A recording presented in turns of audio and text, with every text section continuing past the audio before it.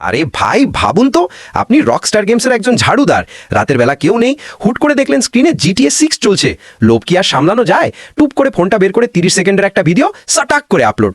সকাল হতে না হতেই 80 মিলিয়ন ভিউ। একেবারে ইন্টারনেটের বস বনে গেলেন আপনি। কিন্তু সুখ বেশিক্ষণ সইল না। সবদিকে আপনার ছবি। রকস্টার থেকে যে আইনি নোটিশ আসলো, আরে বাপরে বাপ, সে তো একটা আস্ত ডিকশনারির চেয়েও মোটা। 5 নম্বর দিন, উকিলরা হাজির, কালো স্যুট কালো ব্রিফকেস। দাবি কত জানেন? $2 বিলিয়ন। ওদিকে নিজের অ্যাকাউন্ট খুলে দেখলেন মোটে $47 পড়ে আছে। হায় হায়, কি হবে রে বাবা। কিন্তু পাবলিক তো পাগল। ইন্টারনেট আপনাকে হিরো বানিয়ে দিল। গো ফান্ডমিতে আপনার জন্য টাকা জমা হতে হতে 10 মিলিয়ন হয়ে গেল।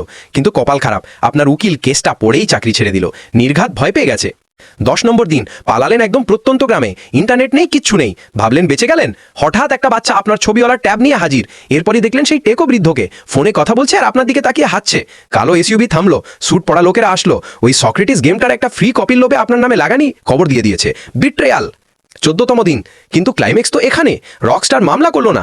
অদ্ভুত প্রস্তাব, গেম রিলিজ হওয়া পর্যন্ত বন্ধ ঘরে বসে বসে প্লে টেস্ট করতে হবে। বিছানা, ফ্রিজ আর GTA 6, এ তো রাজপ্রাসাদ রে ভাই। 20 নম্বর দিন, ডেভেলপাররা এখন আপনার পরামর্শ ছাড়া এক পাও নড়ে না। হোয়াইট বোর্ডে আপনি ম্যাপ আঁকছেন, মিশন ডিজাইন করছেন। একজন ঝাড়ুদারই এখন বস। 30তম দিন, অবশেষে গেম রিলিজ হলো। ইতিহাসের সেরা হিট। ক্রেডিটে আপনার নাম নেই, কিন্তু গেমের ভেতর একটা করিডোরে একটা ঝাড়ুদার এনপিসি দাঁড়িয়ে আছে, হাতে মোপ, পকেটে ফোন। দেখে আপনি শুধু একটা মুচকি হাসি দিলেন। খেল খাতাম, হজম।